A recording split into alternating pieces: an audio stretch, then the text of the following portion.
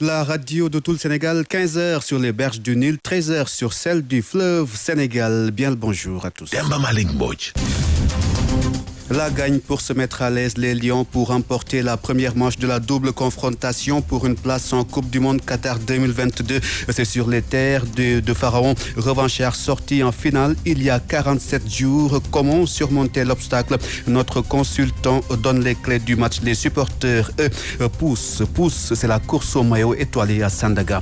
Ouvrez les frontières. Cri de cœur des acteurs économiques de Matam. C'est que les échanges y ont décliné depuis la fermeture Covid oblige. Le Mali, en tout cas, pousse un ouf de soulagement. Les sanctions à son encontre suspendues par la Cour de justice de l'UEMOA. Radio Sénégal, l'info en toute responsabilité.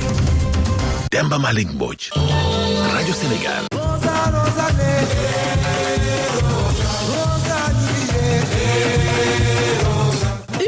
Confrontation, un seul ticket. Gagner une Coupe d'Afrique, c'est très bien. Mais je vous dis, c'est pas une fin en soi. Lions et Pharaons se retrouvent 50 jours après la finale de la CAN 2021. Sadio Mané qui a le sacre au bout du pied. Sadio Mané. Les champions d'Afrique. Le Sénégal champion d'Afrique. Le Sénégal champion d'Afrique. Qui de Sadio Mané ou de Mohamed Salah sera au Qatar?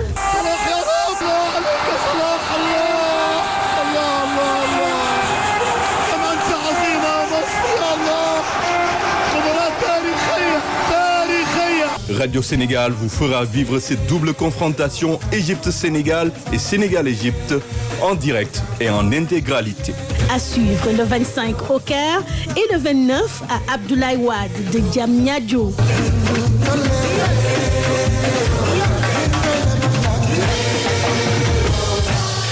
Dans ce studio, le patron des Lions du JP, Arouna Diouf, bonjour. Bonjour, Demba Malick Mbodj. Égypte-Sénégal ce soir, c'est à 19h30. C'est au Caire, match aller des barrages de la Coupe du Monde Qatar 2022. Le remake de la finale de la 33e édition de la Coupe d'Afrique des Nations. On s'en souvient encore avec cette victoire des Sénégalais au tir au but en finale de la Coupe d'Afrique des Nations 2021. Pharaon et Lions de la Teranga. Comme on se retrouve en conférence de presse d'avant-match hier à l'UCC, c'est le sélectionneur national. Il a beaucoup insisté sur l'humilité de son groupe qui, malgré son statut de champion d'Afrique, compte aborder ce match avec donc beaucoup d'humilité. On écoute à l'UCC. L'humilité, c'est l'essence même d'un champion. Parce que tu as cette humilité-là que tu peux gagner, parce que tu as cette humilité-là que tu ne seras jamais en réalité surpris et que tu seras toujours vigilant. Donc nous sommes dans cette situation-là, nous sommes vigilants, nous sommes champions d'Afrique, c'est vrai. Dans le football, on le sait, dans le sport de haut niveau, oui, bien sûr, c'est difficile de travailler, d'être champion, mais le plus difficile en réalité, c'est d'y rester et de continuer à gagner. Gagner, c'est pas difficile. Ce qui est compliqué, c'est de continuer à gagner. Mais je crois que ce groupe-là a vraiment beaucoup d'humilité. Ce groupe-là a encore faim. Je le dis, je le répète, les statistiques ne nous donnent pas favori de cette double confrontation dans la mesure où c'est dit que toutes les équipes qui se sont pratiquement qui ont été champions d'Afrique n'ont pas participé à la prochaine Coupe du Monde. Donc moi, ces statistiques-là, comme j'essaye d'être quand même, je suis un garçon curieux, équilibré, j'ai besoin de savoir pourquoi ces statistiques-là sont là. Donc les raisons qu'on peut donner, c'est gagner effectivement, et l'euphorie, c'est à un moment donné rester sur notre nuage et oublier les échéances très importantes qui sont en train de s'approcher. Ce qui pourrait apporter ça, c'est ce manque d'humilité aussi. Ce qui pourrait apporter ça, c'est aussi peut-être que le costume de champion soit un petit peu trop lourd pour nous. Voilà, oubliez donc la finale remportée par le Sénégal donc, et se diriger vers ce choc Égypte-Sénégal. Comme quoi, il ne faut pas dormir sur l'étoile. Attention, l'Italie, championne d'Europe en titre, est tombée hier. Alors, comment ne pas suivre les pas de l'Italie, Égypte-Sénégal? Notre consultant du football, Cheikh Tidiane Biteye, donne la clé du match. Oui, les Lions feront face à des pharaons revanchards, selon Cheikh Tidiane Biteye. Pour passer cet obstacle égyptien, il faudra une bonne organisation, gagner à la récupération au milieu et être réaliste devant les buts. On écoute les explications de Cheikh Tidiane Bitèye. Le Sénégal peut s'en sortir parce que la qualité, sur le papier, on peut même se permettre de dire que c'est le favori sur le papier. Mais je pense qu'ils ont affaire à une équipe qui a envie de prendre sa revanche compte tenu de ce que Salah avait dit dans les vestiaires quand les joueurs étaient abattus après leur défaite. Maintenant, techniquement, je pense que c'est jouable pour les Sénégalais parce que Carlos Queiroz, le coach de l'Égypte, est un adepte du bloc bas. Simplement pour l'exploitation des transitions offensives, c'est dire qu'il va falloir aux Sénégalais une bonne organisation de défense, être efficient, ensuite gagner à la récupération au milieu pour ensuite se faire un réalisme devant. Je pense que c'est un peu ça les aspects du match qui permettront en tout cas aux Sénégalais de s'en sortir parce qu'individuellement ils ont toutes les possibilités pour porter la projection vers l'avant avec un Ismaïla certainement qui sera partant, Sadio en verve très éblouissant depuis la CAN. Il s'est véritablement amélioré, même si on sait qu'il était déjà le leader. Donc je pense que tout cela réuni permettrait aux Sénégalais en tout cas de réaliser un très bon match. Maintenant, cela doit être sous-tendu par la concentration, par la motivation, aller au-delà de ses capacités, fermer tous les espaces, fermer tous les intervalles. Je pense que si les Sénégalais abordent le match ainsi, il n'y a pas de raison qu'ils ne reviennent pas avec un bon résultat. Notre consultant Cheikh Tidiane Bitèye qui prend date avec vous dès la prise d'antenne du service sport à partir de 18h30 sur le réseau synchronisé de Radio Sénégal. En attendant, à Kolda, les supporters des Lions sont optimistes. Oui, ils sont à fond derrière le 11 national et nourrissent beaucoup d'espoir quant à une victoire des Lions de la Teranga sur les Pharaons. Même s'ils reconnaissent ces supporters koldois, une victoire des Lions en terre égyptienne ne serait pas chose facile. C'est un micro-trottoir réalisé à Kolda par Daouda Badian. Nos joueurs se mettent à l'évidence qu'il faut jouer avec la force et avec le cœur. Et sur ça, je prône pour le nul en Égypte. Maintenant, quand on viendra chez nous, tout faire pour gagner 2-0. Ce sera un match âprement disputé, mais quand même, dans tous les cas, moi, je vois une victoire du Sénégal. Si toutefois l'Égypte accepte vraiment de jouer, je suis certain que le Sénégal va gagner le match. Mais s'ils ne dépendent pas, et que le Sénégal aussi, je leur conseille vraiment de ne pas entrer dans le piège des Maghrébins. Ils dépendent, ils procèdent par de contre-attaques. Mais si toutefois l'Égypte accepte de sortir de l'autre zone, c'est sûr et certain que le Sénégal va gagner. Mon score, ça peut être 2 en faveur du Sénégal. Je suis optimiste. Je crois que notre pays va gagner, Inch'Allah. Ok, 1-0 pour notre pays, le Sénégal. En tout cas, le match sera hautement disputé parce que c'est deux équipes qui sont dans les hautes compétitions. Et on sait que le Sénégal vient de sortir d'un sac la Coupe d'Afrique. On connaît l'Égypte, c'est un des géants de l'Afrique au niveau du football. Mais je pense que le Sénégal pourra s'en sortir. Certainement 1-0. Bon, ce sera un match extrêmement difficile pour toutes les deux équipes. Mais on a de l'espoir avec l'euphorie de la Coupe d'Afrique. On a de l'espoir que le Sénégal pourra gagner le match. Une question à Arnaud Diouf. Où puis-je trouver un maillot avec l'étoile? À Sandaga, en tout cas, Wouri Diallo y était. En tout cas, on parle de cette étoile-là, la première étoile du Sénégal. Elle nous a fait rêver beaucoup, de très nombreuses années. Enfin, elle est là, le maillot étoilé, elle est magnifique, la tunique, et grâce à elle, les maillots des Lions s'achètent encore plus. C'est un reportage au marché Sandaga de Dakar, signé Wouri Diallo. Nongolo est un client, un supporter avec un sens élevé de l'humour. Maillot de bain. Non, mais un maillot sans étoile est un maillot de bain. C'est l'étoile qui nous intéresse. Pour lui, il est désormais hors de question de porter un maillot des Lions de la Teranga sans étoile. Même 10 000, 30 000. 10 000, 30 000, le prix importe peu. C'est que maintenant, on est encore plus fiers de porter ce maillot. Notre étoile, nous devons la faire rayonner partout en Afrique et dans le monde. On a notre étoile et on est fiers. Grâce à cette première étoile, les maillots s'achètent encore plus. Ce vendeur confirme.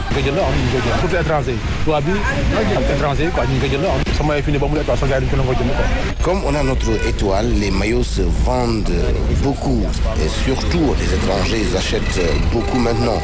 Ici, les prix varient entre 3 500 et 15 000. Et je vous dis, les Sénégalais achètent beaucoup les maillots. Il faut porter les maillots, supporter et faire la fête. Et cette fête sera plus belle si les Lions parviennent à se qualifier pour la prochaine Coupe du Monde, conclut le très taquin Ndongolo. Coupe qualifiée amul sens. Coupe du Monde. Point final. Qu'est-ce que c'est? C'est mon dernier mot.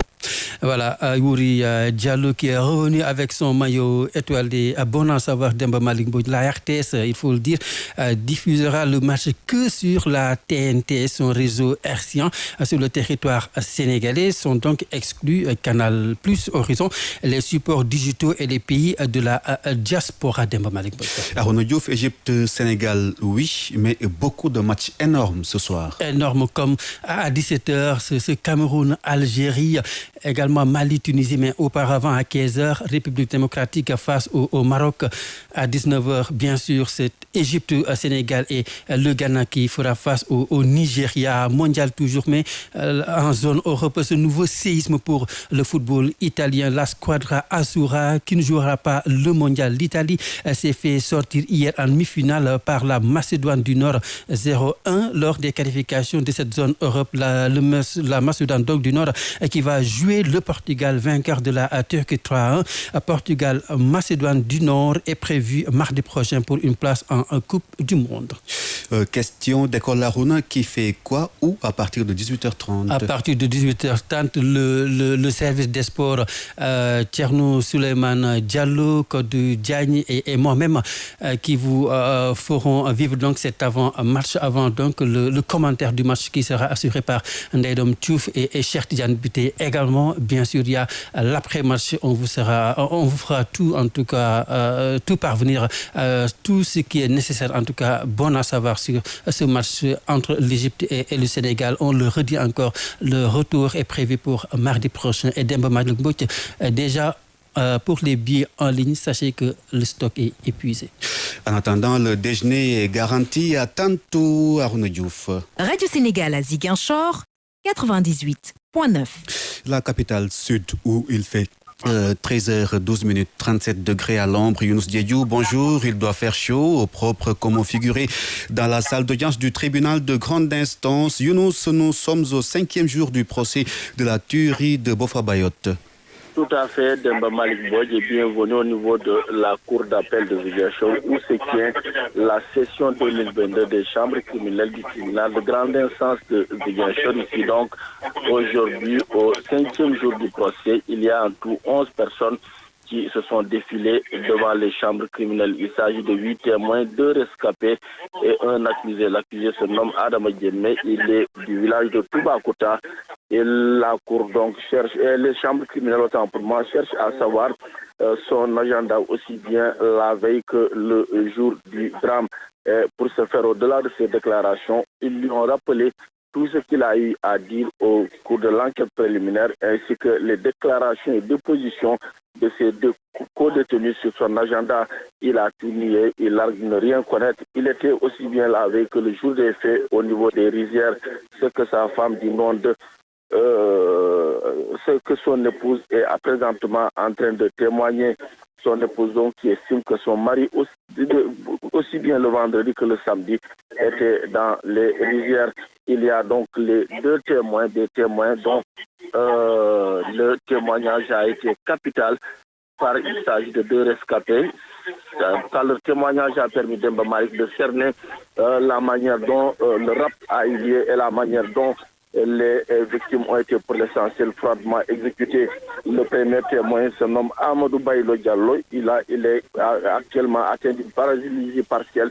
Il a reçu 3 balles, une balle au niveau du cou, une autre au niveau de la main et une autre balle au niveau du pied. L'autre donc a eu beaucoup plus de chance. Il se nomme Baylo Diallo. Lui a fait le mourant au moment de l'exécution. Quand le commando s'est éloigné, il en a profité pour prendre la fuite. C'est ce qu'on peut pour le moment retenir du 5e jour. Demba Malick Mbodj, c'était donc Younous Diédiou pour Radio Sénégal. Younous qui suit donc pour nous l'audience portant procès de la tuerie de Bofa-Bayotte qui en est à son 5e jour. 0 décès lié à la pandémie de Covid-19 signalé hier, un cas grave pris en charge dans les services de réanimation, 9 patients guéris. Le bulletin du jour fait état de 12 nouvelles contaminations issues de la transmission communautaire déclarée sur 1178 tests. Le Sénégal compte à ce jour 35 patients patients sous traitement. 1 460 709 personnes ont été vaccinées depuis le début de la campagne. Santé encore, 15 902 cas de tuberculose ont été enregistrés en 2021. Les hommes représentent 68% de ces cas. Malheureusement, 452 décès ont été signalés. Ces chiffres ont été publiés hier à Bambey. C'était à l'occasion de la cérémonie officielle marquant la célébration de la 140e édition de la Journée mondiale de lutte contre la tuberculose. Compte rendu au Midi. Les nombreux malades de tuberculose recensés et qui refusent de se soumettre au traitement, une préoccupation majeure du ministre de la Santé. Le constat est unanime dans les 6 régions les plus touchées, dont Diourbel, Dakar et Thiès. Ces cas manquants sont les principaux vecteurs de la tuberculose. Abdoulaye Diouf Sarr. 33% des cas de tuberculose estimés au Sénégal n'ont pas été reçus dans les structures de santé. Ces cas manquants, qui ne sont ni diagnostiqués ni traités, sont notamment dans les domiciles, dans les transports, dans les lieux de travail. Ils constituent des sources de contamination extrêmement dangereuses. Le taux de létalité trop élevé de la tuberculose au Sénégal inquiète également. Abdoulaye Diouf Sarr. En 2021, 13 902 cas de tuberculose ont été enregistrés sur l'étendue du territoire national. Les hommes représentent 68% de ces cas. Malheureusement, 452 décès ont été notifiés, soit une létalité de l'ordre de 4%. Pour atteindre l'objectif qui est de mettre fin à la tuberculose d'ici 2030, l'OMS, Organisation mondiale de la santé, suggère l'augmentation des financements à investir dans la lutte. Dr Ndella Diakhaté, représentante de l'OMS au Sénégal. Nous devons impérativement accroître le financement provenant des sources nationales et de donateurs internationaux si nous voulons éviter que les gains importants réalisés contre la tuberculose au cours des dernières décennies ne soient inversés. La célébration de la Journée mondiale de lutte contre la tuberculose a permis de sensibiliser les populations sur la maladie et les conséquences sanitaires et socio-économiques. Oumili, Bambey, Radio Sénégal. Oumili, merci. Tout à fait autre chose. La réouverture de la frontière entre le Sénégal et la Mauritanie, réclamée par les opérateurs économiques de la région de Matam. Une préoccupation soulevée lors du vote du budget de la Chambre de commerce de Matam, arrêté à 63 millions de francs CFA. D'après le président de la Chambre, la libre circulation des biens et des personnes va profiter à l'économie des deux pays. Alioune Tall. La fermeture de la frontière entre le Sénégal et la Mauritanie constitue un frein au développement économique de la région de Matam. Partant de cet état de fait, les opérateurs économiques souhaitent une libre circulation des biens et personnes entre les deux rives. Dr Mamadou Ndiadé, président de la Chambre de commerce de Matam. Nous savons que la circulation des personnes et des biens est une denrée importante pour l'économie. Matam et la Mauritanie sont frontaliers. Il y a une tradition de cohabitation, c'est les mêmes populations. Donc tout ce qui entrave leur mobilité, bien que nous comprenions que le Covid avait justifié cet état de fait, maintenant que nous connaissons une relation, c'est bon que nos autorités, et ça c'est la volonté des opérateurs économiques, qu'il y ait une relation dans le sens de rétablir la libre circulation des personnes et des biens. Des préoccupations qui ont été soulevées lors du vote de budget de la Chambre de commerce, d'industrie et d'agriculture de Matam, qui a été arrêté à la somme de 63 513 878 francs CFA contre 62 521 860 francs pour l'année 2021, soit une hausse de 705 918 francs CFA. Alioune Tall, Matam, pour Radio Sénégal. La libre circulation des personnes et des biens, un principe sacro-saint de la nomenclature institutionnelle de l'espace ouest africain. La Cour de justice de l'UEMOA l'a rappelé hier, décision à l'appui, celle de suspendre les sanctions prononcées contre le Mali en janvier dernier par la conférence des chefs d'État. La preuve de l'existence d'institutions de contre-pouvoir dans l'espace, selon le directeur exécutif du think tank Wati, Gilles Yabi, pense que c'est là un soulagement pour le peuple malien durement impacté. Propos recueillis par Omar Sonko. Mettre traduit l'existence d'institutions de contre-pouvoir. La Cour de justice a été saisie par les autorités maliennes. Elle ne s'est pas prononcée sur le fond des sanctions, mais elle a estimé que dans la mesure où ces sanctions portaient un préjudice important à l'État malien et aux populations maliennes, il était, disons, recommandé de les suspendre en attendant de se prononcer sur le fond. Alors, du point de vue économique, qu'est-ce que cela peut apporter au Mali? Oui, je crois qu'il y a aussi une coïncidence entre cette décision et l'organisation d'un nouveau sommet de la CEDEAO qui regroupe les 15 pays d'Afrique de l'Ouest, y compris les 8 pays membres de l'UEMOA. Donc on s'attend à ce que la réunion de la conférence des chefs d'État de la CEDEAO peut-être aussi va prendre des décisions sur le Mali, peut-être pas la levée des sanctions, mais peut-être une suspension des sanctions, on ne le sait pas encore. Mais je crois que ça traduit aussi tout de même un grand malaise aujourd'hui en Afrique de l'Ouest quant à l'opportunité de ces sanctions qui ont un coût très important pour les populations maliennes. Les enjeux sont tellement importants qu'il ne faut pas voir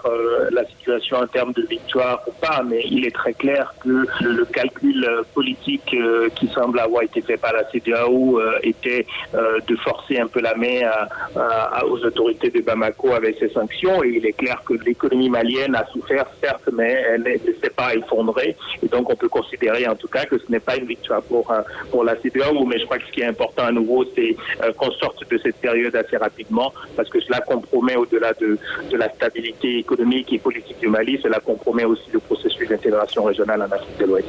Gilles Yabi, directeur exécutif du think tank Ouati, sur donc la suspension des sanctions contre le Mali. Le Mali encore, et ce sommet extraordinaire de la CEDEAO, les chefs d'État ouest-africains se retrouvent tout à l'heure à 14h temps universel à Accra, au Ghana, pour examiner l'évolution de la situation politique en République du Mali. La CEDEAO continue de réclamer un retour à l'ordre constitutionnel dans un délai de 12 à 16 mois. En réponse, la junte malienne campe sur 24 mois. Hier, donc, on le rappelle, la Cour de justice de l'UEMOA a suspendu les sanctions économiques contre Bamako, sanctions prises en janvier dernier. Guerre en Ukraine, le président américain Joe Biden met en garde la Chine contre toute alliance avec la Russie. En visite en Pologne, Joe Biden est persuadé que Pékin pourrait regretter de prendre position pour la Russie